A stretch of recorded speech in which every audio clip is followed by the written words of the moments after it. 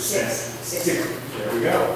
It amounts to 6% of the balance. And for the golf course, that amount is approximately $27,000, give or take $2 grand. Okay, so each year, the golf course out of their whole thing, pays that. So that, although the golf course's finals don't show it, that comes off the golf course's net, so that drops.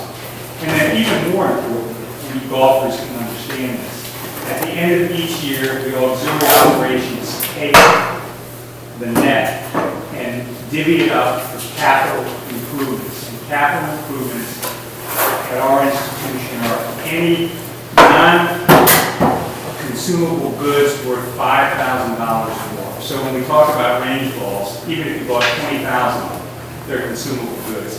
So there would be just a transaction. It would not be capital.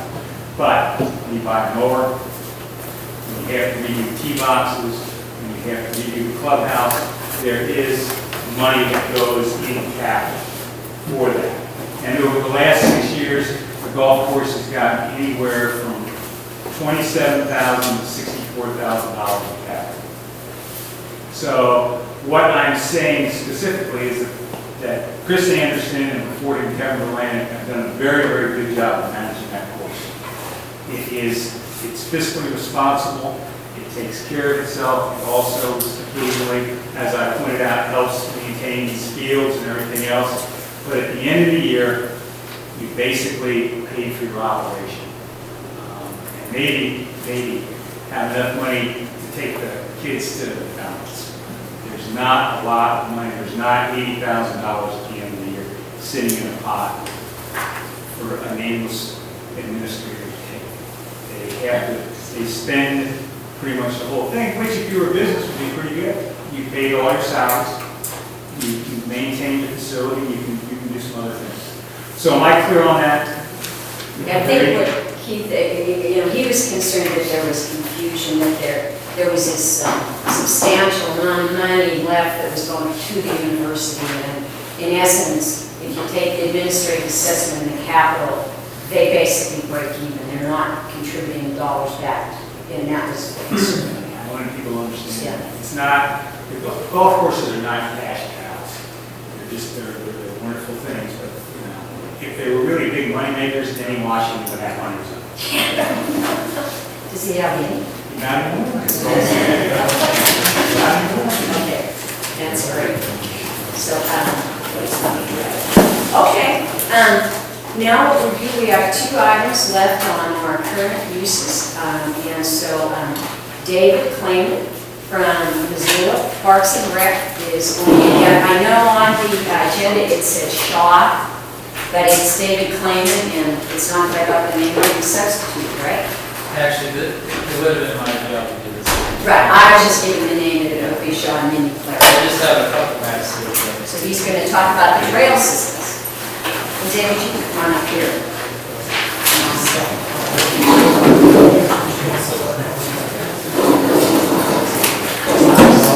I should have brought a larger map, but I just wanted to discuss briefly the importance that Mount Sentinel and the city-owned open space and the Forest Service managed open space on that kind of on the south and east side of the skyline. The role that they play for the public. You can see the numerous trails that are on the property, and they were all existing trails when we acquired the land. No new trails have been built as of the purchase of the Cox property, and a lot of them were just access roads that were designed for managing the land by the Rancho of the Free Trails. So maybe the fire road, I don't know if this or that, maybe it went in and built it. No, so I don't know. We are, as you can see on the map, proposing a new mountain bike trail system with the intent of actually providing some mountain bikeable terrain for the people in the valley on trails that are designed for mountain bikes and hikers that are sustainable. And also as a way of getting bikers off this very steep section of the road that goes up above the golf course, which is really ideal for walking on because it's wide and you can walk side by side, but if you're on edge waiting for mountain bikers to come by to take something from the experience. So we are proposing this, and I think in the next month we'll see some publicity about that. But the way that we access, in general, and most of the public access Sentinel is via Maurice Avenue up above the golf course, and that's really the access points, even though that road is much steeper than we'd like it to be. It is the best access we have. There's an access point through the university that goes up the triangle property, up past the university gardens, and that has really become problematic in that it's a fall line trail. It's steeper than we generally design a trail, and when it hits the road in Marianne Forest property above the golf course, the last house up there, people started and they jog over 20 feet and head straight up the fall line. You can see a trail all the way across the valley that was just walking public. And we're trying to discourage user-created trails and actually have system trails that are that we can conceivably enforce, use have some enforcement action with people clear off those trails. The other access we have is off of Patty Canyon Drive, right by the Northwest Energy Power Station there. And again, a lot of people access open space from that, but it's an incredibly steep trail that is very arduous to maintain and sustain. Some people come off the trail, off the jumper trail, Ken Williams, and off the side of the Forest Service ground. So that's we don't have user counts of the number of people that use the trail system, but it's huge. In addition to the recreational use, there's ongoing research from the university and other scientists all over the city open space. And then we have our own management activities. We drive the road past up above the golf course, and that's how we access the road with motor vehicles. So do you have any, Is this map alcohol? Mike, you want to maybe show the easements? I think the easements are important. yeah, let me talk about that. Because that's what the, Yeah, the city went through a pretty contentious struggle with the owner of this 40 acres just above the golf course, Marianne Forest, as to whether or not when we got the Cox property, if the access easement that allowed the Coxes to access that property actually transferred to the city. And the attorneys decided that it did. But while that battle was going on, we were looking at I think, Washington federal funds to help acquire the Cox property. We negotiated with the university to get access below Marianne's property so that the deal breaker wouldn't be this local legal issue over access to this property where the Forest Service, the citizens of Missoula were put in money to buy this nice piece of property. So we got an access easement to the university. And again, that's a marginal trail, and it would be one that ideally we'd like to design a decent trail on that hillside above the golf course below Marianne's so that people aren't just bombing down the road. The road is really, driveway is really steep, and it just dumps people out on the public right of way on Maurice Avenue. And it's not ideal from any standpoint. Dave, on the map that you're on right there, where is that easement? Well, it's in this wedge of land above the golf course, but below Marianne's property. And one of the problems, and it's, I don't know, I haven't seen it platted as an actual location, but just as the public has access along the trail. I haven't seen an accurate sighting of that trail vis-a-vis the easement. But the problem, one of the problems is, and actually the university faces this problem, is that there's a trail that goes up from the university gardens and the trail that kind of goes across the slope on university property stops at Marianne Forest property boundary, which is below the road. And so there's 20 feet of trespass, at least, there for anybody who goes anywhere other than the road. The road, Marianne's right of way is legal access, anything off the road isn't. And so if you're going from the university property up to the road, you're trespassing. And she's, I think, chosen to overlook that because that just means that fewer people will walk by our house, which is always one of her issues.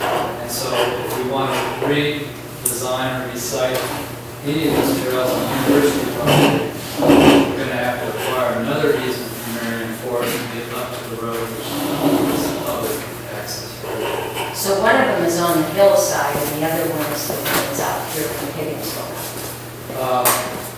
correct? One starts right at the gate by the golf course maintenance building. And then it goes up, And then it goes up below the road, and it's not a nice trail. but it's on the hillside. It's on the hillside. The other one goes straight up from the university gardens.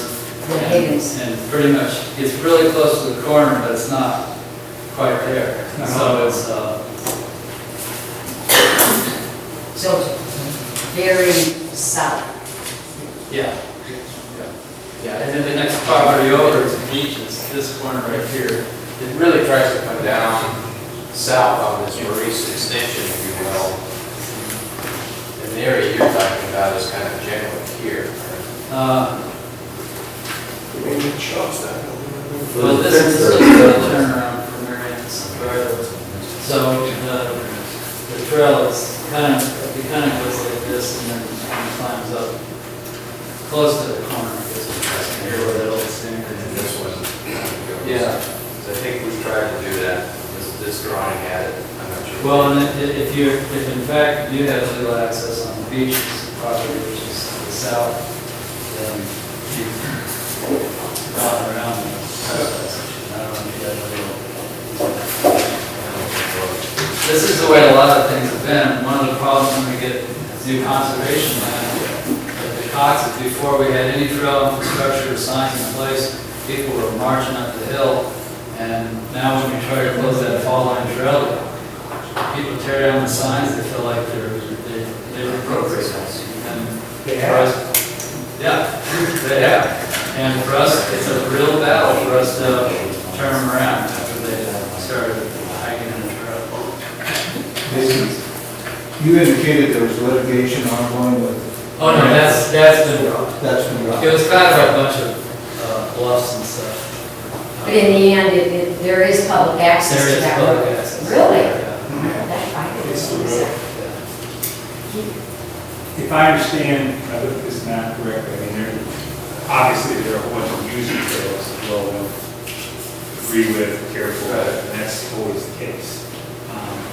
That problem, those things, everything else. But if I look at this, my understanding is the blue, the new proposed bike trail, The blue and then the red, or two different trails, but the blue would be a combination of a bike the hash. That'll be part of the comment thing. What we really want is to have a trail that's sustainably designed, that is safe for mountain bikers to use.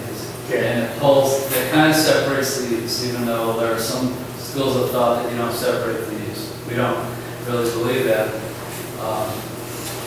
And so that'll be and there's a possibility that some of this might just be one-way loops, that maybe the road, people can ride up the road on their mountain bikes, but there's no downhill passage. And again, it's going to have to be self-enforcement. And there are places that do that effectively. But because the mountain bike community is matching our funds, almost probably $10,000 all said and done. They're taking a lot of ownership. In fact, what we're proposing is running a little track of training, maybe a dozen of us on it. We would actually build a trail without any contract with Montana Conservation Corps. Other questions? parking. We don't really provide parking. There is some parking on the Patty Canyon side, which is this kind of extended right over there. Very few people seem to park on West Avenue. Maybe they're moving into that last parking lot of family housing there, but we don't necessarily provide parking on all of our trailheads. Some of them are just intended as neighborhood access trails over there. So then, it's anticipated that the university will continue to provide parking for those trips. Well, it's public right of way, so, I mean, whether they go in the university parking lot, on Maurice Avenue, that last one on the east side, frankly, I don't know. When I go down there, I park in public right of way, just share lanes.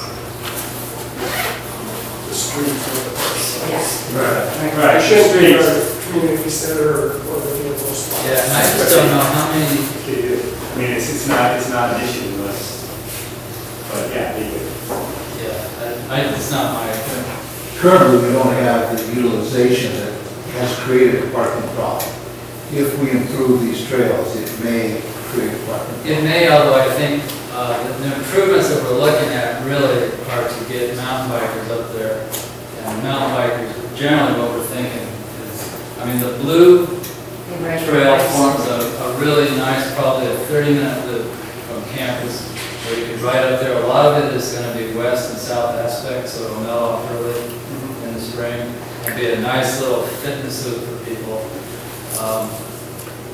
And the rest of it, I think a lot of people are going to, they're either, depending on the comments and how we manage the trail, they're going to climb all the way up on the new trail, up to the top of the kayak summit, and then head off the back and down the road that the hang gliders drive up on the backside. So I don't think many people are driving their mountain bikes to the trailhead, being on their mountain bikes. I really think most of them are going from their door to door.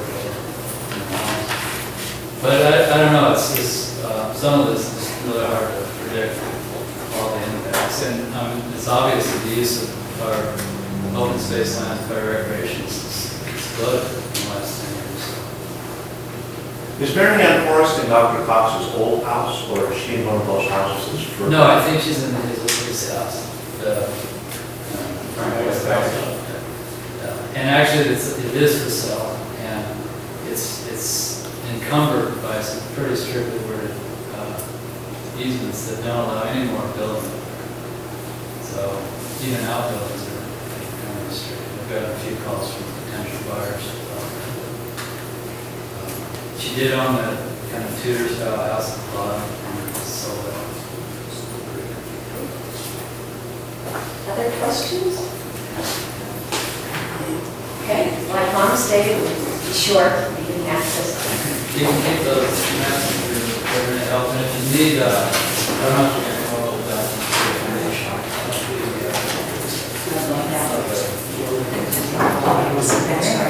Okay, great. Dave, you said it's electronic files. Yeah, that's what he was. I can't. Yeah.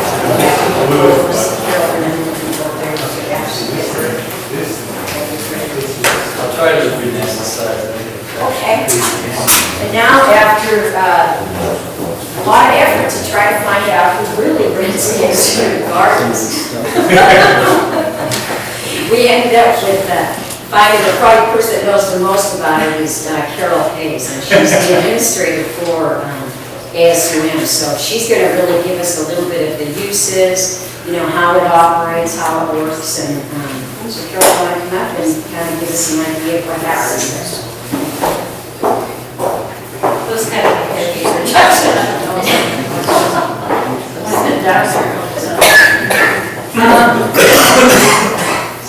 We can't seem to find any real evidence as to how the gardens got started. I think Cedric is digging in our archives, trying to find out, but I've been with ASUM for 15 years, and I know it was going strong before that, so it's they have about 68 plots, and right this past year, I think there were about 50% students and staff and others from the community. We've always allowed, if it wasn't filled up with students, we've always allowed community to take part, faculty, staff, whatever. Because if you have some people doing gardening and you have a lot of open plots, it just means a lot of weeds, and it's a problem for everybody, so. And they, at the time I came to SUM, it was about $25 for the summer season for a plot, and then anybody who wasn't a student had to pay $30. And now I think it's a pretty level cost, and I think it's somewhere around there now. They also have instituted a deposit, so kind of, so people will carry through with it, so they don't have, again, the weed problem. They have quite a few families, I think they're taking part from family housing, and that, of course, helps supplement their food budgets, which is a good deal. They have a lot of people who take some of the produce for themselves, but they also give a huge portion to the food bank in town. So, and I think there are even some students that do that. It used to be we'd have, from the people who wanted plots, a student would come forth that wouldn't mind managing the plots to kind of coordinate everybody, the watering and all that. And that seemed to work well for quite a long time. That person would usually get a couple free plots that they could garden to. That was their kind of payment. Then later on, in the last several years, we've had a paid person. And that's been kind of a good deal too, because they have a reason that they have to carry out their duties.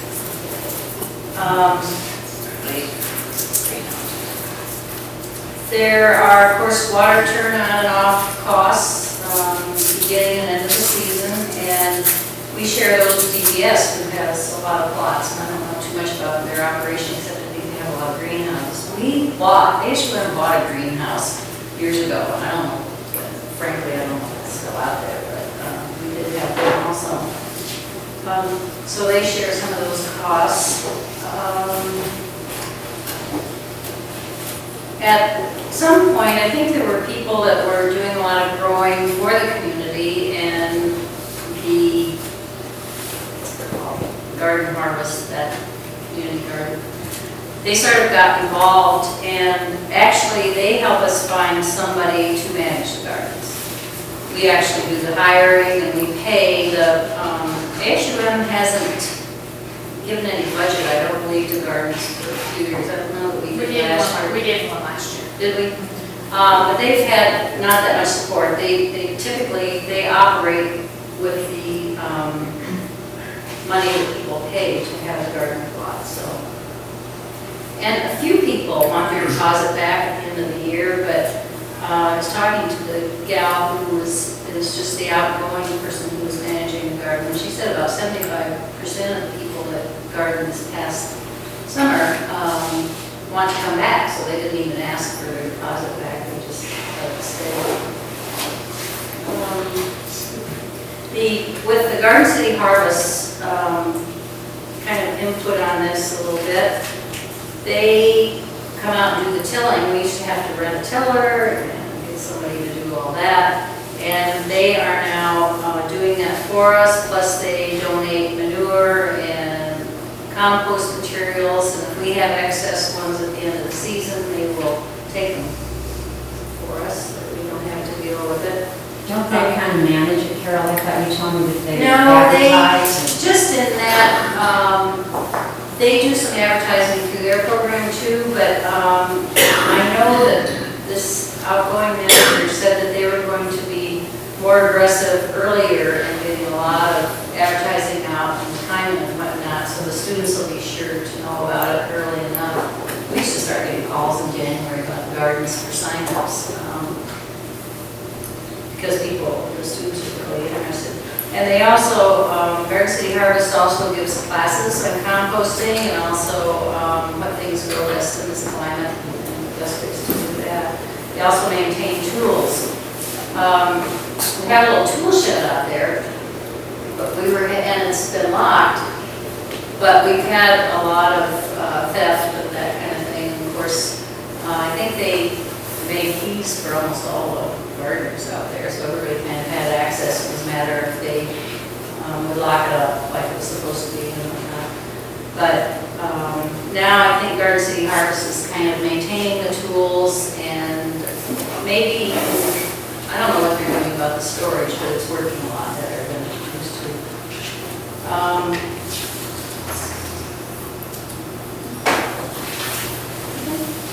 Carol, how big a property? How much land are we dealing with here? You know, I honestly don't know. It was 68 lots, and I think they're fair-sized lots, so. I did show you that. Just this lower half of the dotted lines are just the issue. The rest of this is the DBS stuff. Right. So ZBS had about an acre, isn't that what they said? So is this about an acre as well, very similar? No, that's. That answers it. 8/10 to an acre or something like that. Carol, you indicated that 68 lots and about 50% of utilization by students or staff. Were all 68 lots utilized last year? Yes, because they manage to get them all used so that, like I say, so weeds aren't a problem. Because some people just all of a sudden walk away from them. And, like I say, it would be positive that helps people to get a little more interest. Because they don't get their money back. So was that general public then?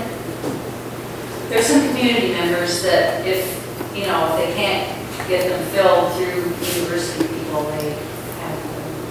Then they just open them up to anybody. And is this all separate from the pea farm, the peas farm? Oh, yeah. Okay, all right.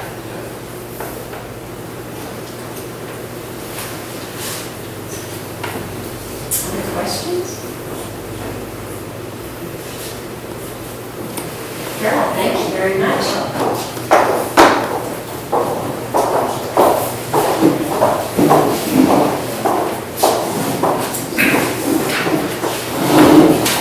Okay, now moving on, we got two outstanding items. One was research and document property easements and other legal documents, and Mike is going to hand those out, and Mike did the research on all the easements, and he'll go over those with us, and then Carol did the research on the agreements, and she'll go over those. So at this point, it's complete, and we know all the easements and all the things. Oh, it's two-sided, so it's all on one page.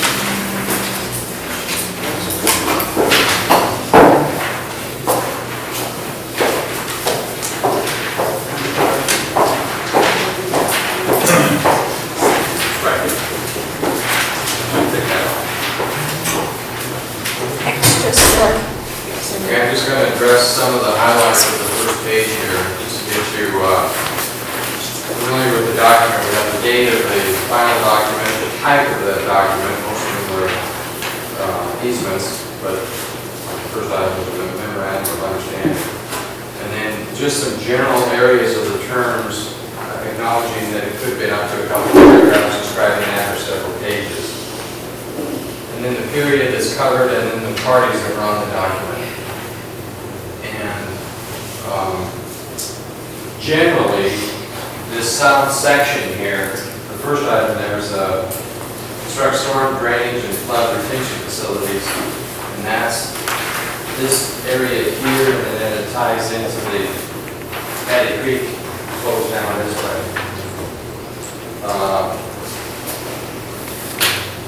The second item is the same, only it's just when they sort of culvert there. The third item is going back to our original land acquisition. If you figure Woodward here, that what the state wanted, the state highway, is that to give out 40 feet of center line on Woodward coming down on Maurice this way, and then south this way, and Higgins this way. Higgins was 50 feet, but the rest of them were 40 feet. So that ties in back to our original document where we had about 9.9 acres of easements and other activities. So if you just imagine just a rectangle that flows this way and this way. And this is the first one. This is the Maurice and Whitworth, 1947. And then the rest of them really are just periodic gas or electricity that just, or sewer that they just tap into the system that's on this side of South. Electric, I think went in here, they might have moved some of these as they had the residential developing. And then the other one is just the general, now this area here, and then in, looking from the outside in, is the telecommunications. So there's electric easements, electricity easements, natural gas easements, telecommunication.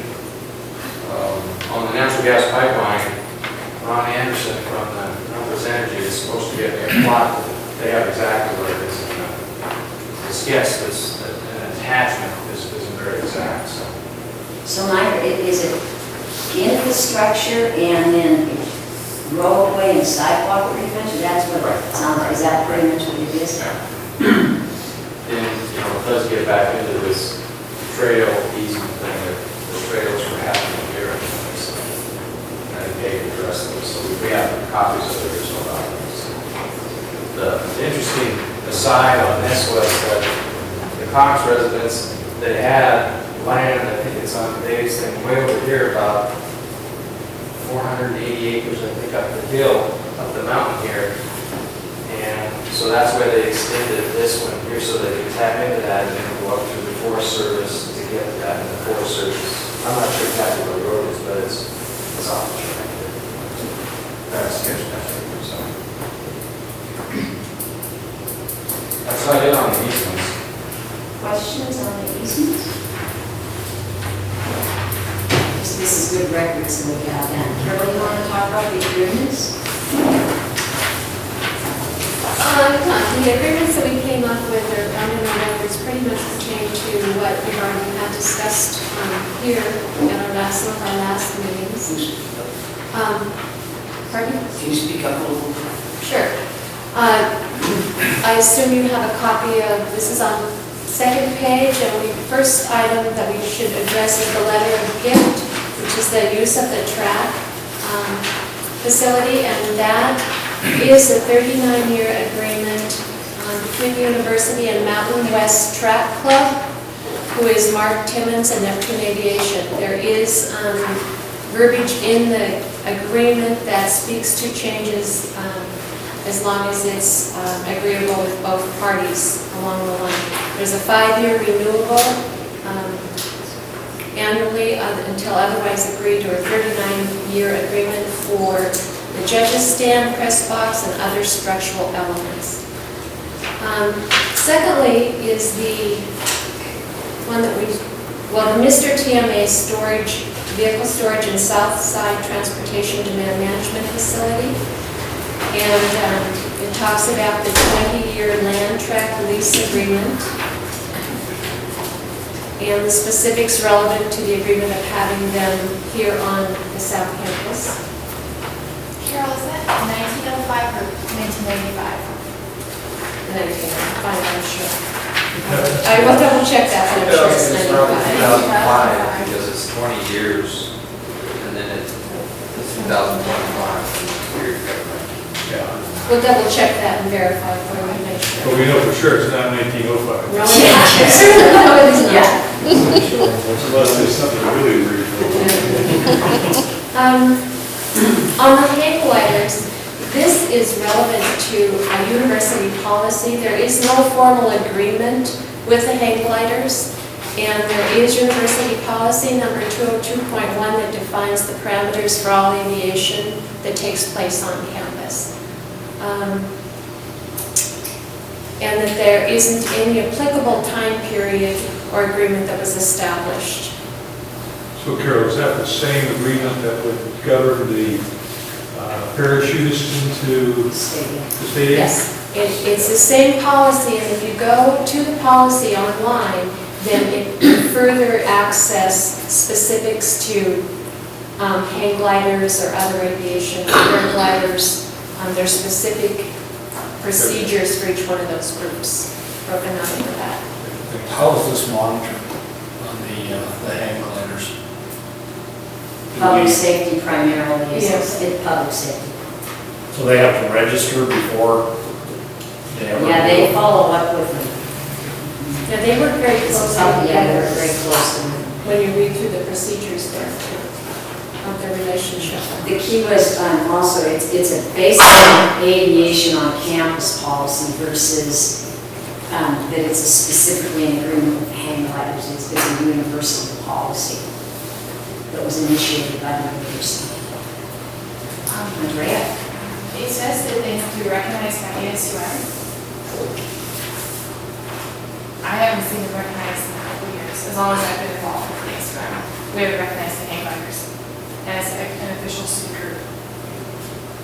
Okay, well, we're better let, that's a good thing to know. Evidently, they're not following the policy. Okay? He looks like he's.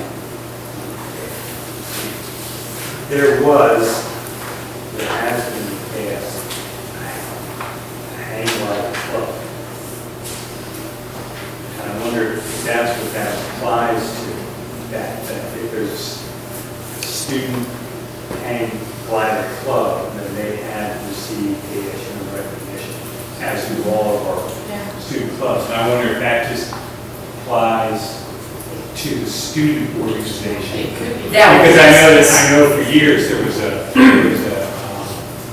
skydivers had a really active student club, and the hang gliders had a really active student club, and the rodeo people had a really active student club. The rodeo people are still really active, and the hang gliders and the skydivers have pretty much, because of cost and some other things, gone by the boards. I could be wrong now, but I think my notion is the reason that it states that was to make sure that if there was a student group that they followed proper procedure. Well, you know, what we can do, Andrea, is we can look at the policy. It might be just the way that it's stated isn't, exact, and that it really has more to do with the groups, because I know that public safety does very definitely deal with the gliders into the state, and that would even make sense they come through ASU. We'll do a double verification on that. Rosie, wait, last time when Bob spoke about this, of course, Andrea was telling that, but I think much of what I interpreted him saying was about a club, a student club. Yes. Yeah, we're in agreement. A lot of what he said, so that we need to get that clarified, because if there is a student club, they do need to be registered. Yeah. Could be a student club anywhere. And you're absolutely right, Barry. In fact, they talked a lot about that it was primarily made up of students. And so if that's the case, What you said, they're not going to follow the policy. It's just a lot of students and groups don't become recognized, they don't go through our procedures. Especially if they've had turnover in groups or in leadership, Sure. that they don't even know that they start. Yeah. Okay. And again, we kept referencing the agreement, and want to be clear, there is no agreement, we just have a policy as a university. And the last two items on here is the ridership and subsidy agreement with the Missoula Urban Transportation District, and you'll note that we're in current contract or agreement with them through June 30th, 2007, and as of this month, we have a new contract that runs through June 30th, 2010. And that specifically addresses, we have been paying $142,000 annually, and those fees will increase in the next agreement period. Ron, can we go back to the hang glider a minute? When they're required to have a $500,000 liability insurance policy, if they're a university recognized club, does that come through ASUM, or is that a separate contract or insurance policy they have to buy? Or did that originally perhaps apply to this Missoula Hang Glider Association? No, what we'll do on that, it is in the policy that they have to have that. I don't think it's saying specifically. I think what's real clear is that the students aren't aware of anything like that. I know that the gliders in the stadium do carry that liability insurance. Anybody doing aviation has to. Because we've had 2 deaths over the year from hang gliding on this mountain north of the golf course. Right, so The good thing about this whole discussion is that we can, obviously it needs to be looked into, and whether they're a student group and where their liability insurances and all that. And we should check our limits, because $500,000, if a hangar, or if someone crashes into the stadium, that's not gonna be even close to what that's I gonna don't know what happens. $500,000 isn't worth what it used to be. But I'd be very concerned about if they become a recognized group for ASUN. Does that mean you have some culpability should someone be injured? I think we need that clarified. Yeah, who's got the deep pockets? It's a huge liability. It's something we, we'll So take just that to back. get clarification. Yeah, we'll look at that, since it's under public safety, that policy is approved for that. Okay? Great. Well, the good news is we are to the end of the current uses. I don't know about all of you, I was starting to wonder if we would ever get there. What we want to do now is take some time. There have been several comments raised. I know, Steve, you raised some comments last meeting, and there have been other comments raised about a comprehensive master plan for the university. We spent quite a bit of time in the last couple of weeks looking at that, trying to figure out why, and I take responsibility for this, we kind of went over this, is that we really feel we do have a comprehensive master plan, and maybe we've not done a good enough job of explaining what was done in the first phase, what was done before, and where we are. And so we want to actually take some time to go through that so that everybody feels fairly comfortable that we aren't looking at this, as a very small piece. I mean, we've already taken the steps on all the other pieces. And so they brought the map back. This what is the master plan review. We did include it. I'm sure that people have, at 9 said, gee, I think I'll go with that South Campus master plan and start reading. But we actually did include in everybody's notebook, we included the campus master plan. Hi, Mike. And I think if you take a look at that, we started the master plan from the main mountain campus, which made sense. It only made sense to us that we would first start here, see what was there, see what improvements, really the core of campus. And so this is what we did. And there isn't a single area on the mountain campus that hasn't already been looked at, reviewed, and addressed as part of that master plan. If you look at it, we spent incredible time on the open space because to the community that was a significant issue. Clearly the oval is sacred, never to be built on or touched. And all of these, the green spaces are the spaces that the committee ultimately came to the conclusion that those should remain green space. The future building sites, if you look at these various, the yellow sites, these are the sites that we actually identified for future construction, future buildings. And right now, if you look at these, almost all of them are either, as I said before, we either have a construction going on or they've already been constructed on. There's a couple that's not true. The liberal arts building, we identified that there could be that possibility that you did come in here on the liberal arts, and because of the way the existing building is shaped, you could kind of fill in and make that a larger building. So that would be a possibility, but you certainly wouldn't put a scientific type building in there because this is really liberal arts. The other thing that was identified was that actually the science side of the core science piece of the campus would remain on the south end, where more of the liberal arts and those things would stay over here. So that was part of when we developed this master plan, what we identified. We identified the various student support buildings, and as you see, most of the student support buildings kind of lying on the outskirts because they're generally accessed not only by the students, but some by the general public as well, and so that we didn't have to worry about the general public coming in here, say, University Center, they can come off the road and into here, the Grizzly Pool, the lake facility, those kinds of things. The residence line, we identified these, and we also, in this plan, it also included a portion of this land that we're now standing on as actually future housing. And that's come to fruition. So that piece of it was already identified. We also identified in the master plan that the parking and the transportation hub, that we identified that, and that has followed through as the plan was laid out. The building, we also identified what we referred to as building reutilization, and that was the, oh, Ron, I'm sorry. Before we go on from housing, we also have designated that western edge of that 5th and 6th Street corridor. This, and this is our, this here is that what we refer to as that land acquisition zone.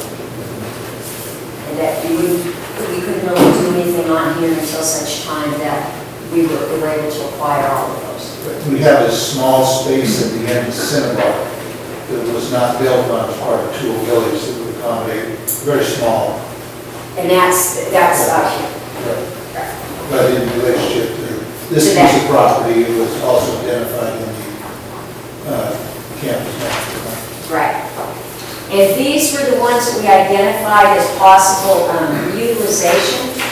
The Schreiber Gym, we said, you know, that is a building that you could potentially at some point look at and say, could it be better utilized in another way? The downside of that is that it's the only other gym that we have now outside of the auxiliary and the breakfast student gyms. And so there's a lot of folks that hang on to that very, so they hold on to it with their heart. We also identified the tennis courts as a possibility for reutilization, and though that was something that you actually could move and you could build on that.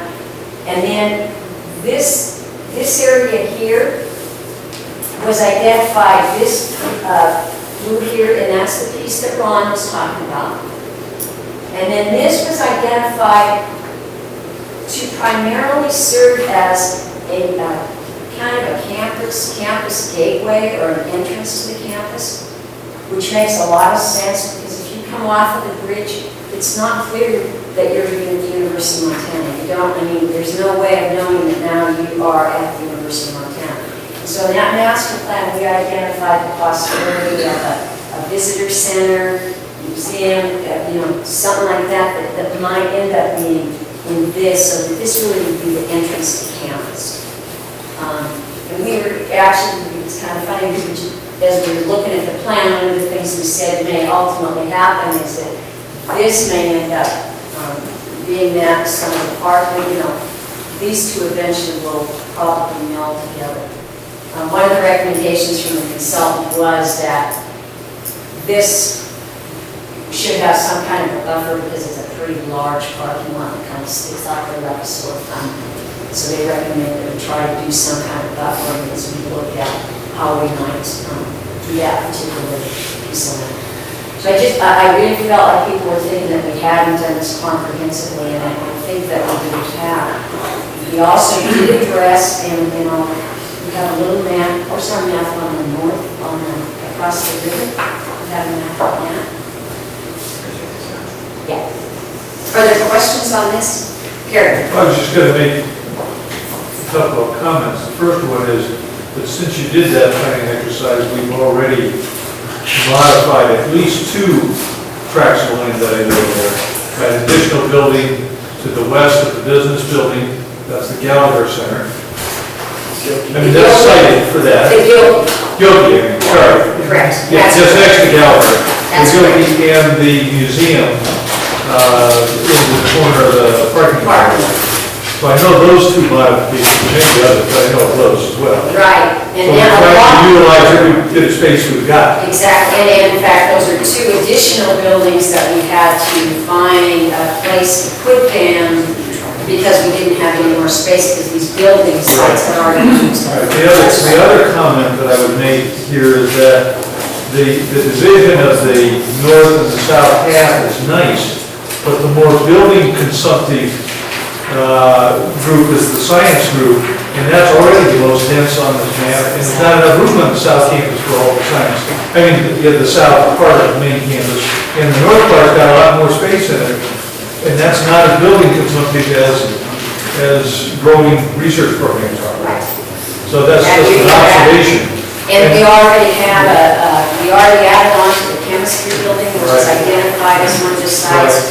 We've already added on to the STAGS building. Right, and we're going to do And now we're the doing the interdisciplinary science building, which is in, actually, it's going to be going out to bid shortly. One other question, which is close to this tract of land, but not here, the roughly 7 acres or whatever on the Oh, and north. that's what it's going to address. Okay, gotcha. That's exactly what we're going to address.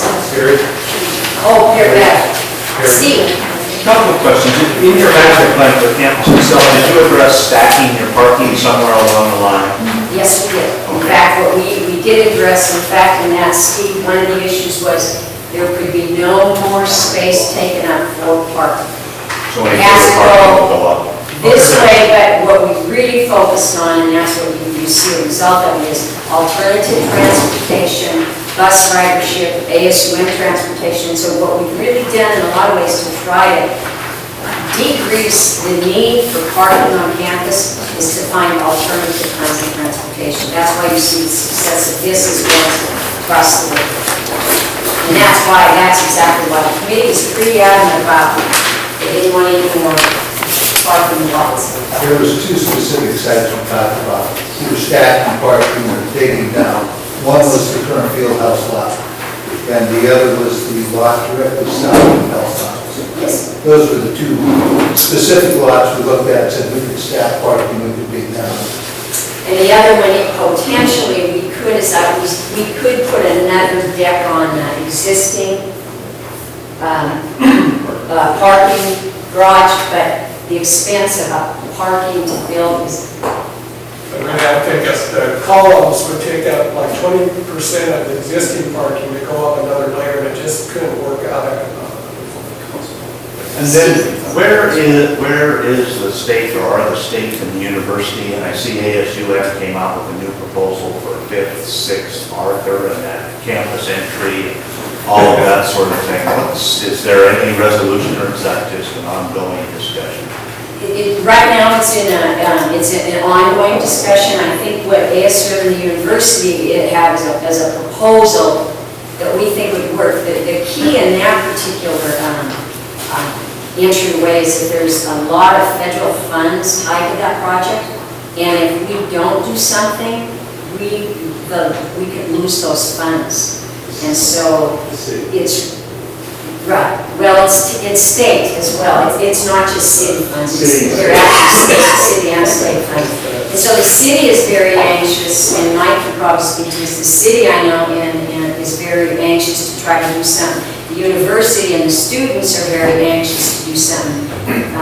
The Department of Transportation is dragging their feet a little. Mike? I guess the reason I was late for this meeting was at the transportation policy Good, you can get committee and where that was discussed. And the state is prepared to write a finding of no significant impact, or FONSI, for a no-bill option, which would effectively kill the project. There'd be nothing done.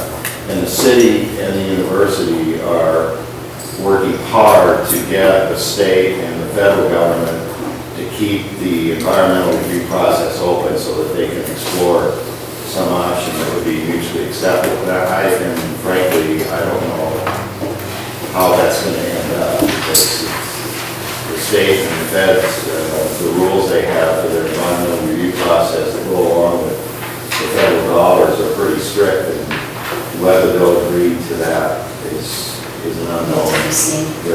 They're trying to, I know the city's trying to get a meeting with the MDT, Department of Transportation Director, sometime in the next week or two to press this issue. And I think the university, Yeah, I'm not it's a part of saying it's going to be part of that as well. We're really pushing hard Because it's, I can't, Mike, what are the dollars? I mean, there's significant dollars. Well, I spent over $800,000 on it to date, and that's just in the environmental review process. And like I said, at this point, the state is prepared to sign off on a no-bill. Which would be a terrible loss. That's where that is, and that was the goal, was that it would be, that would all tie into this master plan as well. And it did, Kevin, I think it actually, on the master plan, it did take up two houses. Was it more than two? That it would take up to redesign that. But that was always part of the vision of the main campus master plan, that being kind of a gateway entry to the campus. Which would be nice, because like I said, you come across the bridge, you don't even really know that the university. But once those houses are done, they'll still have the opportunity to do that. And that's why we identified that section for that purpose, and that is in the, it is in the master. So what it does is reroute that traffic, goes on 5th and 6th now. It comes through here and then back around. We would allow them just to go over, make this a two-way. So this line of land would be incorporated into the campus. And we look at that pedestrian conflict right at this corner. Where there's been a towel. So that was just to try to make sure that everybody understood, and this was a long 18-month, almost 2-year process to do this piece. Now that we did pass out a map, this is the map. Right. This is the, there was some questions, I don't remember who raised those, about the land across the river. Oh, you did say that, it was also, okay. Yeah, and it was raised last week, or like 2 weeks ago. Great. And let me explain to you how that's being used. It's really not that much land, it's about 7 acres, and there's 3 components to it. The university, you see Montech is sitting there. Montech and the university, that was a joint kind of partnership arrangement with the university that it's basically a business incubator.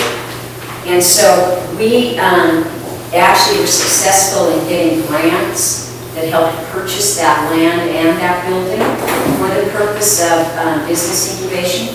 And so that Montech is a business now, and the university has an interest in it. To the right of that, or over on the block plan that you see, there's parking, and that parking is now used dual purpose. It's parking for Montech, as well as it's where we've established the second parking lot. And as Nancy indicated, there's substantial amount of activity, increased activity there, and we're hoping that that again is going to reduce the need for driving to and parking on campus.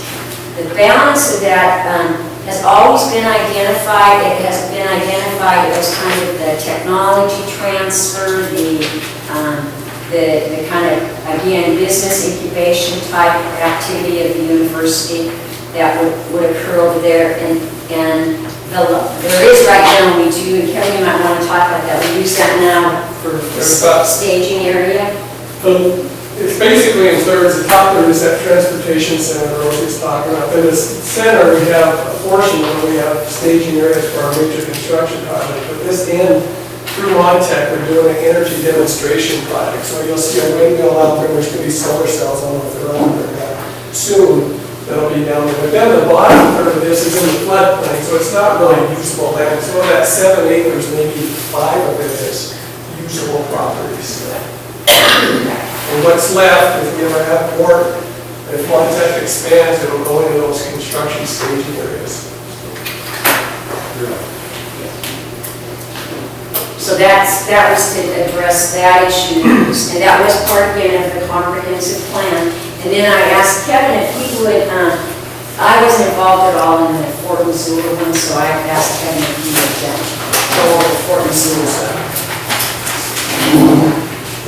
But to kind of orient everybody, the property holdings in Missoula Valley, of course, we have the property out at Banyan Ranch and Blue Ridge Forest and all over the Yellow Bay, but these are the ones that we have in the Missoula Valley. Of course, this is the north side property, which is about 7 acres, and you can see it's just like a postage stamp up there. This is the main campus property that includes the property acquisition zone that we're looking at. This is what we're master planning now, the 200 acres of land on the south campus. And then we have Fort Missoula. There's a lot of confluence in Fort Missoula. If you look at this yellow on this property, that's our property. that we have control over. And it's basically a tried overlay on this larger scheme.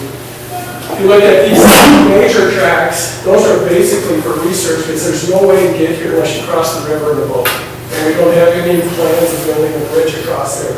And this is really old growth forest, isn't it? Yeah, it's old growth. Forestry uses quite a bit for. Well, it's old forest, let's just say it's old forest, I'm not sure it's. But it's older than us. Make sure to research. And anyway, when we look at the floodplain, most of that's in the floodplain, so it couldn't be built on anywhere. As is this Levin's Island is another place. We do have a sweat lodge down here for Native American studies, and then some of this land is unusual because it's in the floodplain, as is the bottom third of this property here. This is in the historic overlay, Fort Missoula Historic Overlay. So everything we have to do out here, we have to go through the Historic Commission, get permission. And the Save the Fort people have taken that to heart, and they really would not like to see any future development here. We do have a field research station out here, which used to be the Quartermaster Horse Stables, that DPS and Campfire Geology are there. Geosciences. So they're looking at doing some adaptive renovations to the old cell blocks, which used to be the lonely houses here, to move in geology into this one right now. Drama Dance has all their props and stuff in this spot right there. This is the current location of COT West, which is their trades, and they've got the road graders and things like that. There's a lot along here. This property is the old train track area that the U.S. military used to use. We had a proposal to put the COT consolidation here, but when we got into the investigations, there's no historic dump right in this triangle right here. That makes most of this property unusable. And this lot is 10 acres, but it's so narrow, it's really hard with the setbacks and everything that's necessary to build on that property. So we've looked at some trading out for the city, and I mean, there's been all kinds of, but I'd say only 20% of that whole property is something that we could even look at building on right now. The other thing that was looked at, Kevin, is the whole idea of at one time putting the entire COT, if there was a new COT, and the location. Right now, we already have trouble getting students from COT on South Avenue to campus and students from campus up to there, and so to try to get them all the way out to Fort Missoula and back. So if you read the master plan, we'll make copies available. The kind of activities that are out there now are research activities that students and faculty can get to, but it's the remote, the DBS has the bird flight and all that kind of stuff out there at a remote, and it's not something that students go to one class trying to get back and forth. Because you can imagine trying to get across traffic back and forth several times a day, which is almost impossible for students to have jobs or faculty to teach and get back to campus in a timely manner. So. But the heavy equipment component of COT would remain out there. Does that make sense? And those students generally, all their academic studies are there. So that makes sense to leave that where it's at, and that would be the intent. So we are working with city parks. I don't know if Donna would talk about that, but this at 12 years from now, I think is going to become city park land. So they're going to try to get a connection to this other land that they've mined here and existing soccer and football fields. So this will be all city parks in here, and there'll be an access easements and trail system and things like that. Questions, or is there any? I mean, I guess as we went back and looked, and like I said, we felt like the university really has done a pretty thorough job in terms of doing a comprehensive master plan. The only piece that really was left was the South Campus, and so I wanted to be sure everybody feels comfort or feels that, yeah, it's been addressed, because that's important. Steve, you have concerns? Does that help? Yeah, that helps. My comments in the paper did generate a fair number of phone calls, and it's interesting.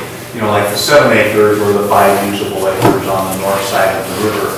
Montech has a fair amount of research work going on there. It was mentioned that there could be some synergies between unfortunately, the south side of the campus and the north side of the river, where some of those researches could be done together, and you could combine some of those things and do some of the expansion that we talked about so far for research facilities on the south campus that could go to the north side of the river, and that might be a logical place.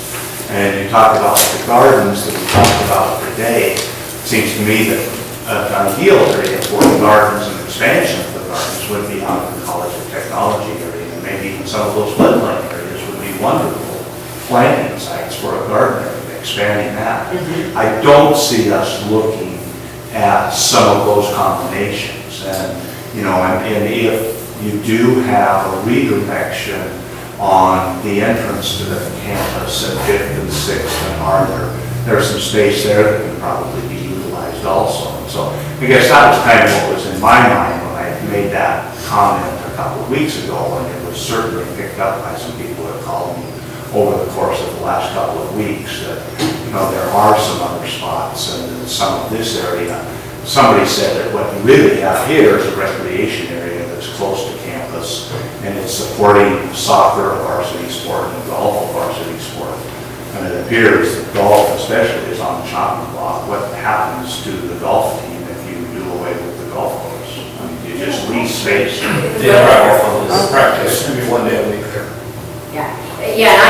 Let's back up a little bit. One of the reasons that particularly the neighborhood councils are on this committee is to educate those individuals that call them. So I hope as part of this, what we did today, we can help educate them as well. I don't think we've gotten to the point yet where we are deciding anything, and that's what part of the master plan is. And part of the master plan is where you say, well, if the gardens aren't going to be here, is there someplace they might be, and we can make recommendations. So I don't even think we're at the stage yet where we've done any planning to even say that we have looked at alternatives, because that's part of what we do. But this was just to show that we have done a comprehensive master plan. And I think that as we move forward now to the planning phase, those kinds of things can be looked at. And that's what we did with that's exactly what we did with both of the other plans. I saw Bob and then Keith has him. Bob? Kevin's up at Fort Missoula, almost kind of adjacent to the sweat lodge. Isn't there is that City Harvest Gardening or some sort of? There was formerly, I think they moved up into Rattlesnake. That's not there anymore. Operate out there, but they moved all their operations up to the Rattlesnake property. And Keith, I think, had his hand up, and then how about Keith and then Seth? Keith? I want to make one thing clear. Golf's not on the chopping block. The golf team is not on the chopping block. They play at the country club, they play out at, yeah. All those golf courses to the west of us quite a bit. They don't use our golf course as a facility very much. Use some of the chipping and the putting and the driving.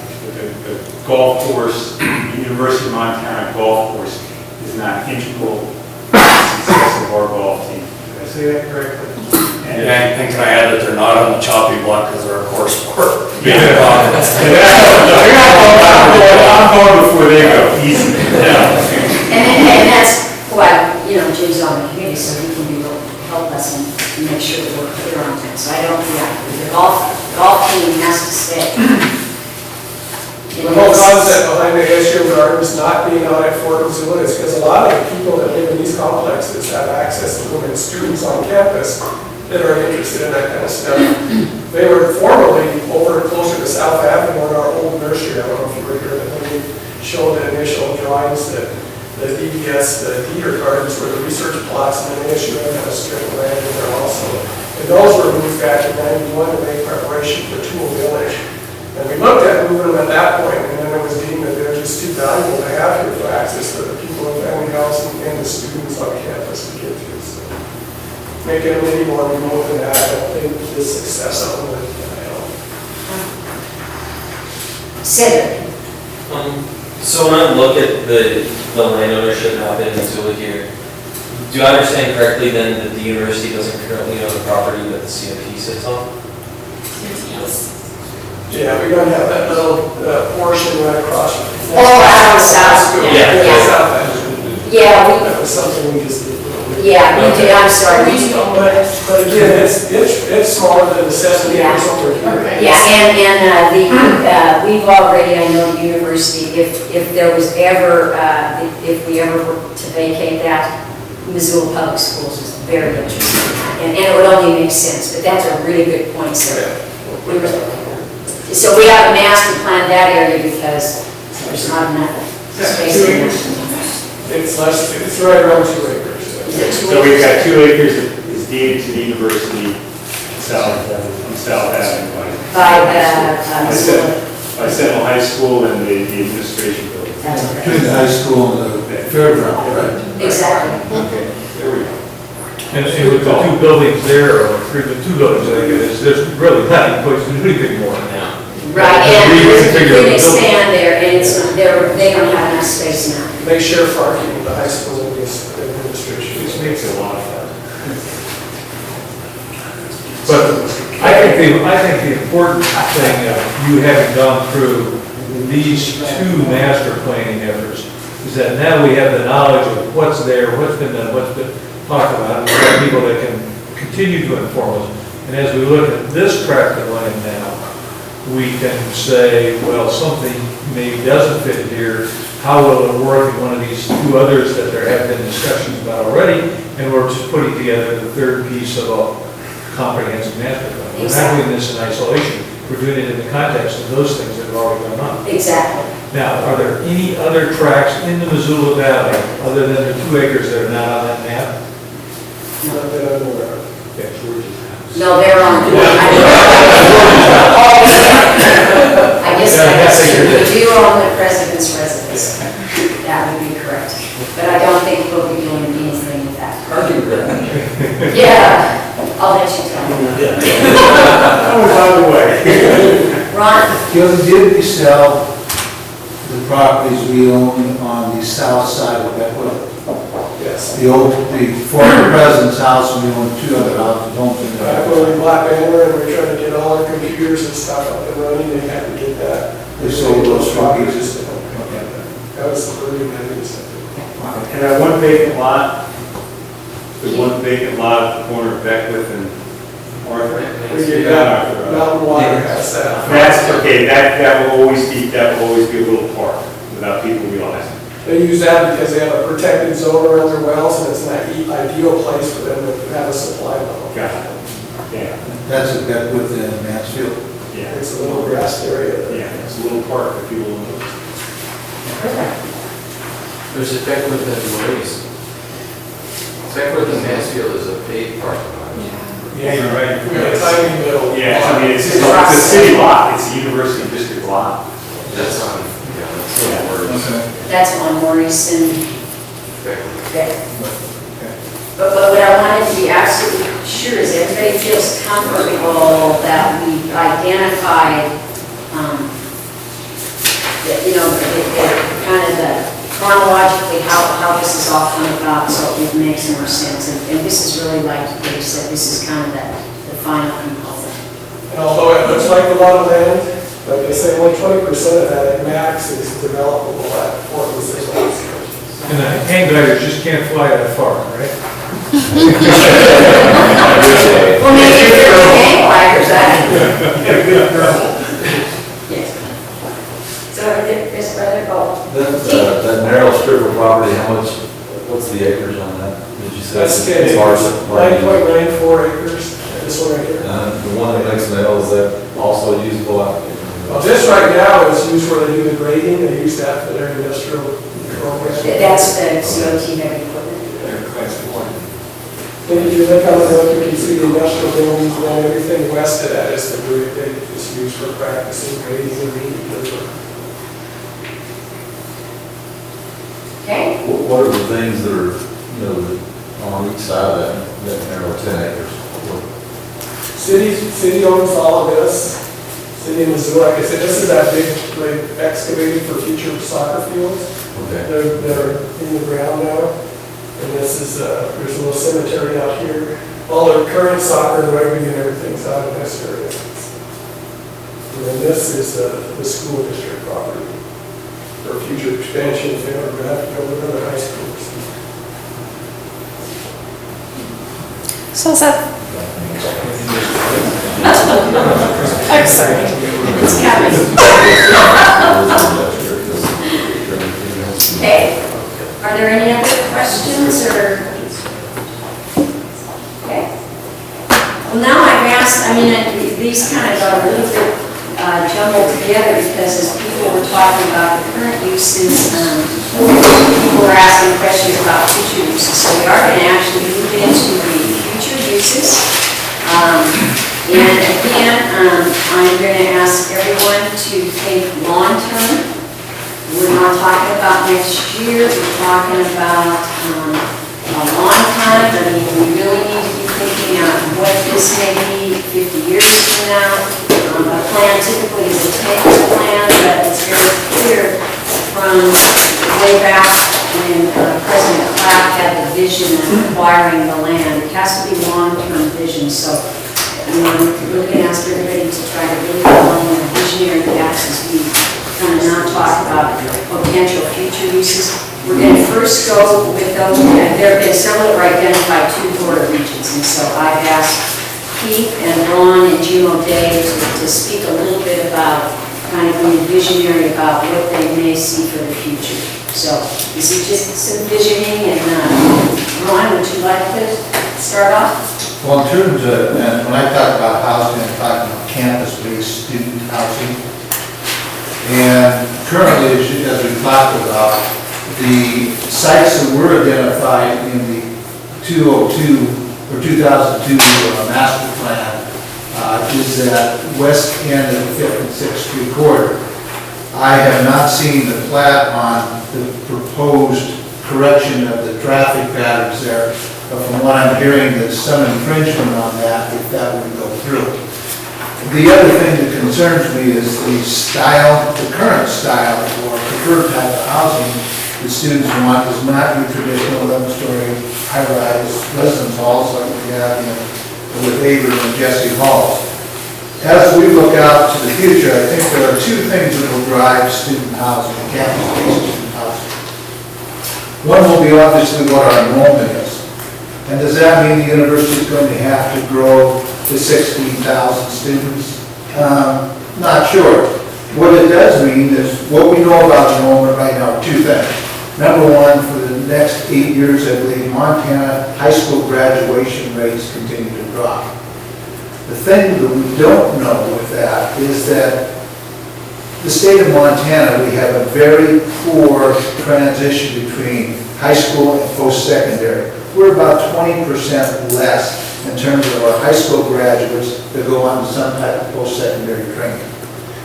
That's why you see a lot of movement on the part of the governor, the university with impact to try and make school more affordable so we can increase that percentage of students who graduate from high school but don't go on to post-secondary education. And if that number comes up, the demand for housing and university enrollment may increase despite the dropping high school graduation rate over the next 8 years. But as we look out, obviously at some point we will need, I think, additional campus-based student housing. And as you look at the property holdings we have now that would be appropriate for student housing, we're really just looking at the South Campus. And one of the things as we have this piece of property, and I think we've heard some testimony to it, and we will continue in future projects, we were trying to be very sensitive to our relationship with our neighbors, whether it be the Lewis and Clark Neighborhood Association or the South Hills Fairview Homeowners Association. And we tried to work very closely with the current users of the land, particularly the University Golf Course. As you see, we did a lot of netting, we helped with the expense of moving the tee box, and fortunately Campus Rec was very helpful, and Chris Anderson, in terms of making it work. And we want to continue that type of relationship. But as we look out to the future, I think the South Campus will be critical to any future campus-based student housing. And because it's really, we don't have a lot of places to go. And we do have an obligation to our students. The driver, besides enrollment, is the community and its response. As we look, at least I read recently, that the Lure is growing and will continue to grow, and maybe by 2020 will be the largest city in the state of Montana. We know the growth for the state over the last 10 years has certainly been on the western side of the state. The demands for housing if Missoula's population continues, of course, will add additional pressures for student housing. And the ability of the community to respond appropriately, and it will probably be some type of a shared responsibility, or at least effort on the part of the city and the university to provide appropriate student-based housing. And as I look out, without acquiring additional land by the university, we have few options available for us except on the South Campus. Now, where that will be located and what size of plot and so forth, I think that's what we'll talk about as we get into the planning portion of this master plan. Questions for Ron? Talked about the high school to secondary education rate being below the national average, and then talked about governors that are addressing the cost of college. I mean, there's been studies, I assume, that identify that cost is the number one deterrent. Maybe Teresa and Dr. Branch can help us, but everything we're hearing is that, you know, one of the major impediments to Montana students post-secondary is the cost of education. Is that a fair statement? That's a fair statement. I think all of you have seen articles in the paper that talk about the income per capita in Montana being a part of that problem, in that it's about $35,000. And it currently costs about $11,300 a year for a Montana student to go to school at UM. And so obviously that takes a tremendous bite out of middle family income. So I would say that is certainly a part of the problem, the cost. But there may be other cultural issues at play when you look at that 20% differential between Montana students and students from other states. That's what I was wondering, yeah. And for those that don't know, haven't read about the governor's proposal, the cap proposal, what essentially the governor has proposed in the legislature is that the increased cost to run the university over the next 2 years that would have typically been covered by tuition, he's proposing that be filled with general fund. Now, that doesn't mean that there's more money for the university.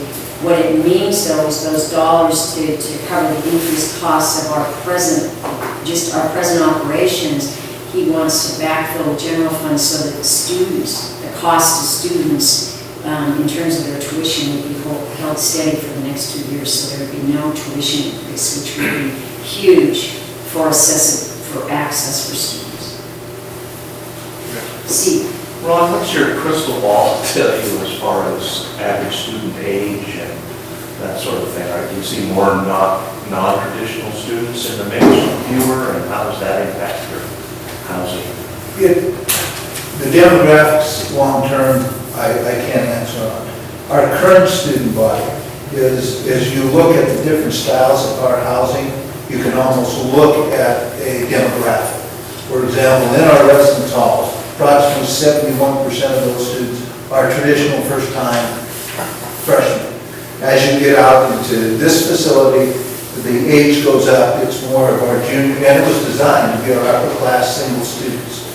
As you get into university villages, it's for students with dependents, and that's the first tier. We also let single students, graduate students, and then single student upper class if the students who have dependents or those students are taken care of. You see an increase in the age, which makes sense. But long-term demographics, I don't know what those would be, but we'll still have I think a diversity of age groups. We'll have a first-time freshman. And of course, depending on what happens with the economy, many times when there's a downturn, particularly in the economy, and a lot of coming back for retraining, usually your median age goes up, because those are older students. If I could also respond with two things that some people in the room may be wondering about. Something else that's going to impact our on-campus enrollment is the fact that we're trying to grow online instruction. And although we offer very few degree programs right now online, that's pretty popular in Montana because of the distance between cities. So students can stop out for a semester or two and work and be doing other things and still taking a full load of classes online. So that may, over a number of years, long-term, have an impact on us. Another group of students where there has been talk of them potentially living on campus at some point would be the Greek system. If they manage to survive, there is a trend replicating itself nationally that indicates Greeks are declining. And so there's talk nationally at different institutions about the possibility of them living on campus, because sometimes that cuts down on some of the things competing for their interests when they live on campus. Did I say that diplomatically? Yeah, and the one other component, maybe Ron said it, but we are also trying to grow graduate programs, which means older students and often students with dependents. And so that part of the demographic is going to continue to move. And that was one of the major drivers for this particular project, is because we didn't have a campus student-based housing that addressed particularly our upper class and graduate students. And the university's master plan, or strategic plan, was to increase our graduate students as well as our research dollars. And so we responded with this type of facility specifically. Those go hand in hand. That's correct. Yes. What about the potential growth of the current growth of projections of your international students? International students, we've had the Saudi program, which has grown. I think there's been a steady growth, but not a significant growth in our other international students. The Saudi program was rather unique because the Saudi Arabian government set aside a significant amount of money to have their students go out of country, particularly where there's English as a second language program, to study and get degrees and then come back to Saudi Arabia. And the university, having one of those ELI programs, English Language Institutes, we did have a number of students come to the university, but it was in the neighborhood of 40 to 45 students in the initial wave, and we picked up probably another 20 in the second year. So it was a number, but it wasn't a significant number. The other thing I would say with regard to international students is that it goes up and down. It corresponds with what's happening globally in the world. And at one point, we had a large number of international students. In probably over the past 3 to 4 years, there's been more difficulty getting visas to come. And now I think we're at right around 500, which is a nice number, but we're trying to grow it more. Right, and the university plan targets a doubling of the international students and a doubling of the Native American students. So, I mean, if we were to achieve those over the next 10 years, that's 1,000 more students roughly, of those, half in each of those groups. There's some mention of China as well there. Yes, there's a program, I don't know exactly where we are on it, but the program was going to actually involve teaching degree programs in China. And there will be some reciprocal coming back, but I think that's still an investigative kind of approaches right now. Keith? I think it's very pointed out, graduate coaching, professional coaching. Look at it, wide ways, but America's growing, the state's growing. They're going to stay, and that's not going to change. It's not going to change. And the dependency on higher education, post-secondary education. People move into Marshall. Ron, how many students are in quality technology take advantage of housing? Last fall semester, I can give you that number. We had approximately 127. Okay. One of the things, just to give you an idea, we went out as we were building this and looked at our sister institutions or institutions in our region that are approximately the same size, as well as some like University of Arizona and so forth, University of Washington. How do we compare percentage-wise for housing versus enrollment?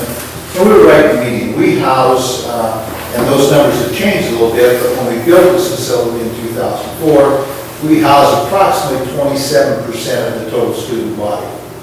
And that varies a little bit, particularly in university villages, because one or both spouses may be enrolled this semester, only one next semester. So we were right in the median. We looked at those 32 institutions. I think the high number was in the neighborhood of 34%. And the smaller the city that the institution, and the larger the institution where it's located, the higher the number, the larger the city, and the relative remaining size of the institution, of course, the lower the number, because there's more opportunities in the community. Great. I just have a question. What was the tentative plan for the type of housing development in the 56th Street corridor request?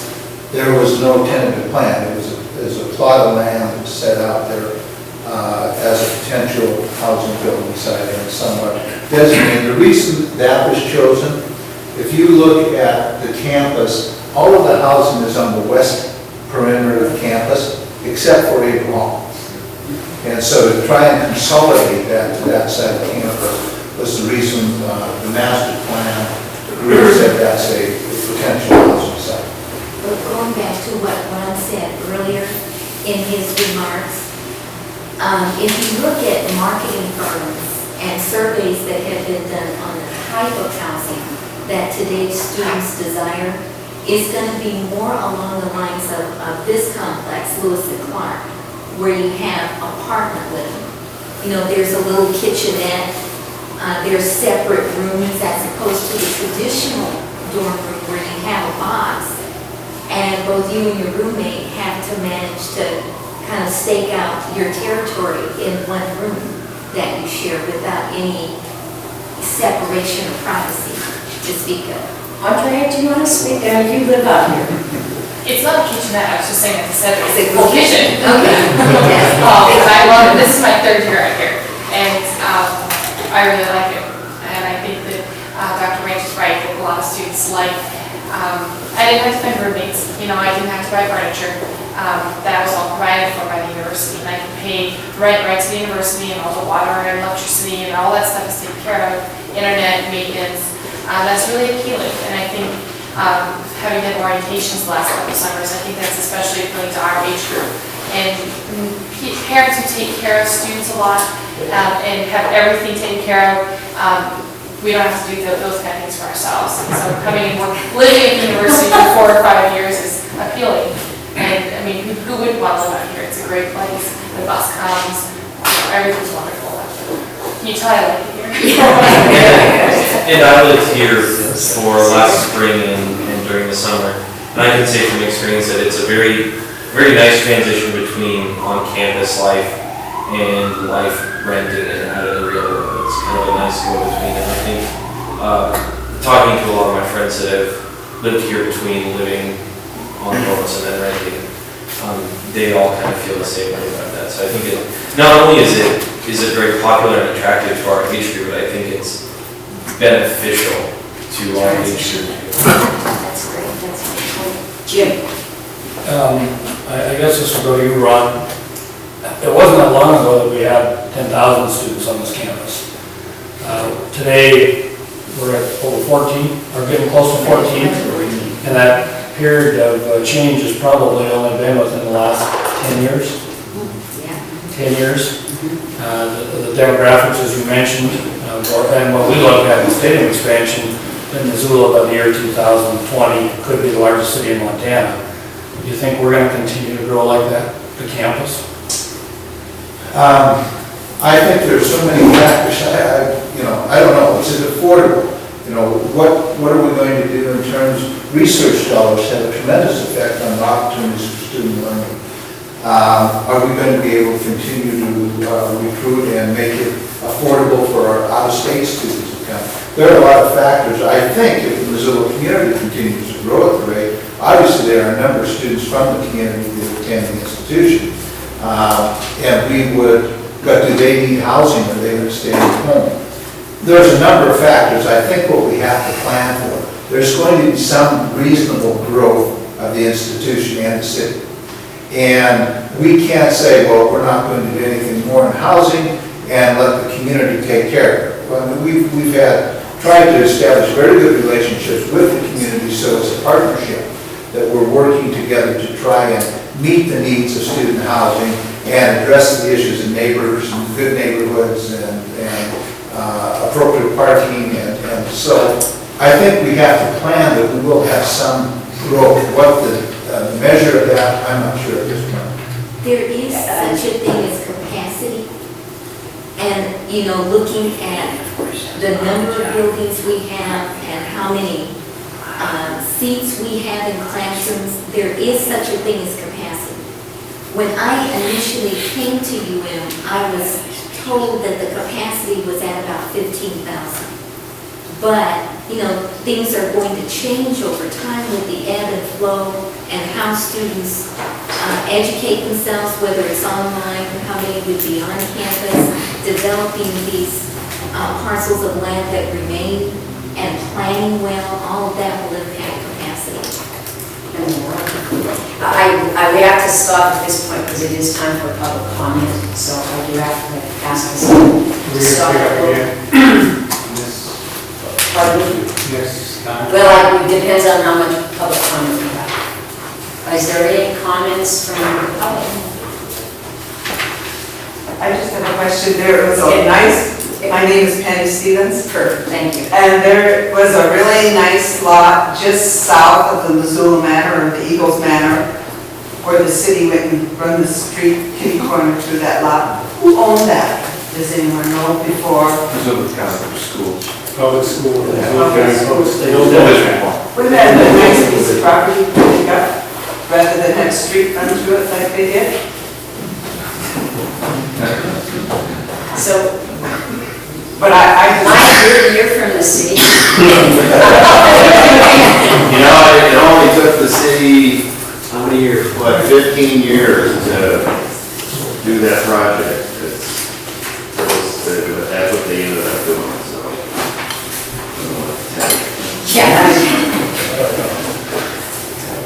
Yes. My name is Emily Darrell, and I'm with the Kyman. And I just had a question about, on here it says about RIS card holders and riding the bus for free. You didn't know that? I didn't know that too. No, I don't ride the bus, so it looks like If you have, it seems like it's new, but I thought it was already that way. it is out. Okay, it just made it look like it had just been enacted, and I was curious about that. Are you talking about this? Yeah. Well, this just says. It said period covered, and then it says it starts in July 2007. Well, that's the new agreement. If you look at the one above it, So it's it's just a existing. renewal. That's a renewal. Okay. Exactly. It's about that. Yes, Okay. that's Okay. good question. Yes. My name is Scott Gochi, GUTHIR.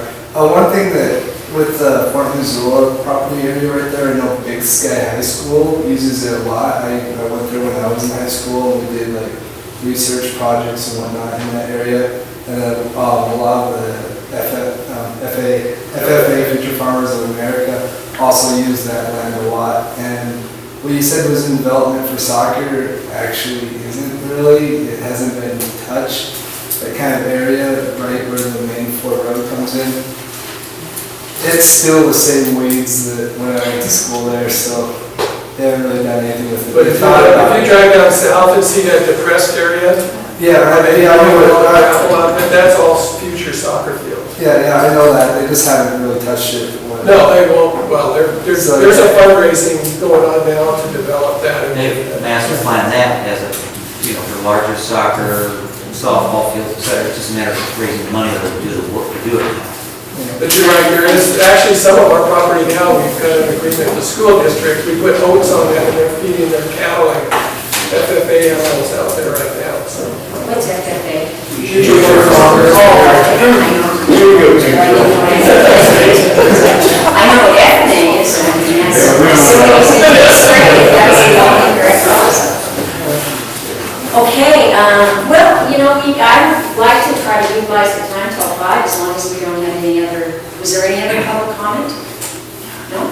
So I just assume if we could, do you think, Gary? I just wanted to make one follow-up comment to this discussion about the growth of the university or something. Yes. And the one comment I would make, independent of the number of students, if we continue to grow the research programs as the faculty that we have hired now are trying to do, because we've got those kind of faculty, our youth buildings is going to continue to grow even if they're not classrooms or residence halls.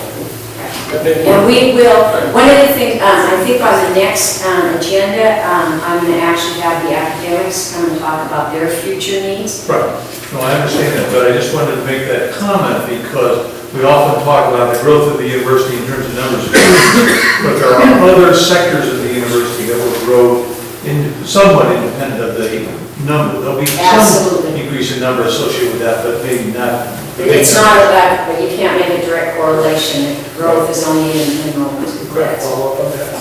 Kevin? When we did our master plan, we had the green lines under the rows here showing where the south side of campus was for research and science. We've maxed out, and there is no real footprint left on that side. So we've been partners, so we're trying to keep within the ordinances with. So anything that we build after the interdisciplinary building is probably going to put somewhere. And that's part of it. Yeah, and that is true, that all the science piece, I mean, we've used up every building space that we said was a possibility. Steve? Another question for Ron. Ron, you've done a fair amount of rehabbing of existing residence halls already. Are there ongoing plans to do more of that? There are. Any existing facilities? The problem is the age of our buildings, and take the 11-story high-rise. And the footprint of what's in there, it's extremely, well, it's cheaper to build something new than it is to renovate. By the time you try, and you reduce your occupancy by a significant number, and you still have the financial piece to make all of that work. So in terms of rehabbing, we do, as Keith mentioned, we have a capital project plan every year. We would like to do some renovation of an old hall, for example, and do something similar to what we did with Miller. We have a lot of those plans. Fiscally, are they sound? Is that a sound plan at this point in time? Probably not. We have 3 buildings that used to be residence halls that are in offices now. Could we rehab those and increase our occupancy? Yes, but it would be expensive, and fiscally, is it sound, a sound thing to do? That's a question we have to answer. What about the X's in that line there? X's are early 50 vintage. They need a lot of rehab. I mean, would that be a good one to take down? Yeah, Well, historical. if you understand how we build buildings, we don't get an appropriation from the state government. We have to sell bonds. It's just like having a mortgage. And so when we bond to build new facilities, to renovate facilities, we have to dedicate the revenues from our existing facilities to ensure the bondholders that they have their investment will be paid back. The X's, even though they're 1950 vintage, their revenues are part of that bond commitment. But I think there's some of us that would be all for. But in turn, does that become part of your long-term planning where you back out the revenue from the X's in that monument asset and set that money aside for the future? You know, because you had mentioned when you talked about that funding process for the university, for the residence halls, that you rolled that all into one bond. You can reduce that, you can extract that out of the next bond process. Our bond commitment at this point is 2023, so we're paid off. So we've got a significant period of time to pay before and we could look at some creative financing, but I'll tell you what, I think the university has been very creative with this one to take advantage of low interest rates and be able to afford projects. So So we can certainly look at that, and we've talked about that, how we might make some things work, make it better for students, make it more pleasing to students, but I feel somewhat handcuffed fiscally at this point in time. I'm sure like other public entities, the university has a bonding capacity and limit to what you can bond up to. That's all they can do. And I don't know how close we are, but we have a little room, but I don't think. We have a little room, and then you do gain a little bit more capacity when you enter, when you bring in a new revenue stream.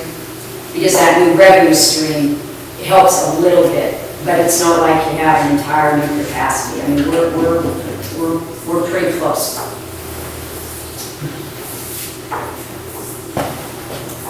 Well, what time is it? I don't want to cut short anybody in terms of talking about the future, because that's every bit as important as the current land uses. So maybe Jim and Keith will have you next time, as well as the planners that we also have the academics. Okay. Come to.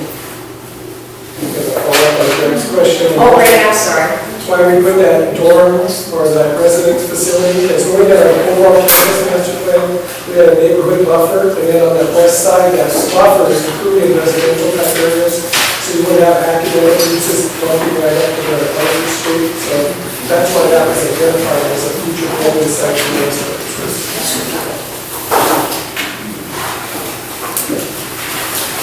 Any other questions, comments? Thanks, everybody. It's great. I also have to, council meeting. Yes.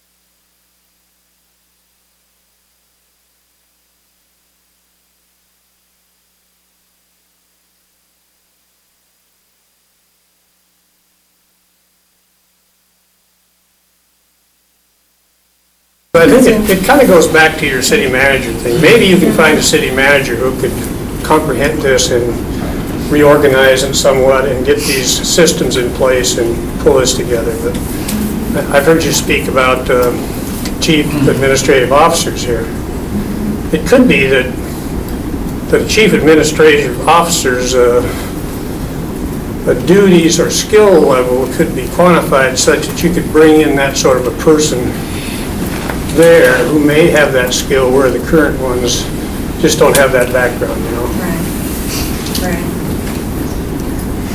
Fred, John, I'm sorry. Fred, I promise, John goes next. Thank you, Sue. I read with interest the report that the consultant that you hired prepared as a result of the survey, phone survey that was undertaken. And I noticed that the people strongly agreed with two of our departments that they really thought were professional and worked well. And that was the fire department and the police department. I think they got the highest rating in that survey. And I don't think it's any wonder. These departments are professional. They're led by people who understand the business. They prepare their budgets. When they see needs, they go out in an orderly fashion to the people and ask them for additional funds. And you saw the people responded to the fire department overwhelmingly. Yes, when we see professionals in running organizations, we see a strong degree of citizen confidence. Alternatively, we must look in that survey at the areas where citizens did not express confidence. And there were several areas. And then we have to ask, why not? And maybe it is the lack of executive talent, lack of professionalism, lack of planning capability, lack of putting together a vision that citizens can understand, and a lack of the ability to communicate with citizens. These are very, very important areas in municipal government, and it seems to be lacking here, and it shows in the survey, and it shows through a lot of the detailed problems that have been uncovered. So clearly, when the voters did approve studying the government, they had something in mind, that we want to get to the root of the problem. Your consultant has gone out and done the survey, and he's come back and told you, well, here are the areas that are real concern. And it would seem to me that those people who say bringing more professionalism into city government, people that actually know something, that have a standard frame of reference, what is good decision-making, what is good planning, and can then hire the appropriate people to carry that out. Seems to me that's something that you ought to be discussing, and not trying to brush it under the table or say that, according to some 19th century Frenchman, that all the good ideas just come from the citizens. Now, citizens have a lot of good sense, and they know when things aren't working right. They also know when things are, and it shows very clearly in the survey. So you ought to start looking at that example a little more carefully. Majority of this group seems to think the problem is that we've got too many people on council. I doubt that you'll get a lot of support for that. Thank you. John? Well, I'd like to, I was encouraged what you're saying about neighborhood councils, because they're really dear to my heart. Probably kind of where I got my feet wet in this whole thing, along with 4 council people that are on council now. So I think the credibility of councils is getting stronger just for that aspect, that there's 4 council people sitting on the council now that's where their roots came from. I would like to see the neighborhood councils get stronger. I'd like to see that slowly evolve, so we can, when there's problems come up, we can address them, not just make them all powerful already. I think one way to do that is have full-time support down at City Hall, which Ruth Anderson is now part-time, and we have another part-time person. I'd like to see a full-time position. These are my thoughts on that. I'd like to see more funding, $800 a year. What I noticed in the neighborhood council I ran in the Lewis and Clark area, as soon as we finally came up with an idea how to get a newsletter out and make sure it went to every resident in the neighborhood, we increased our participation by 30%. We have areas that you cannot put a mailer on the door because they're apartment houses, and they don't allow that. So mailing was a really important thing. Well, with a budget of $800 for the year, you can't do a mailing. Our mailing to about 1,540 residences in the Lewis and Clark area costs us around $650 every time we had a meeting. Plus the cost of our meeting, which we have at the school. If you have a school in your neighborhood, unfortunately some schools have closed, those should be the focal points where you have your neighborhood council. And yes, sometimes it takes a hot item for people to really come out. But I think the main part is the funding, so you can get a newsletter out. I see if there's any more power given, it should be given to the forum. I thought about maybe a referral, that they could make a referral. I've heard pros and cons in that, and I haven't really decided if that was a good thing yet or not, but I have a tendency to think it would help. But I'm happy to see that you're looking at neighborhood councils. I think they're very important. They're all different all over town. I've been to every neighborhood council neighborhood at least 3 or 4 times in the last few years, just to see how they're running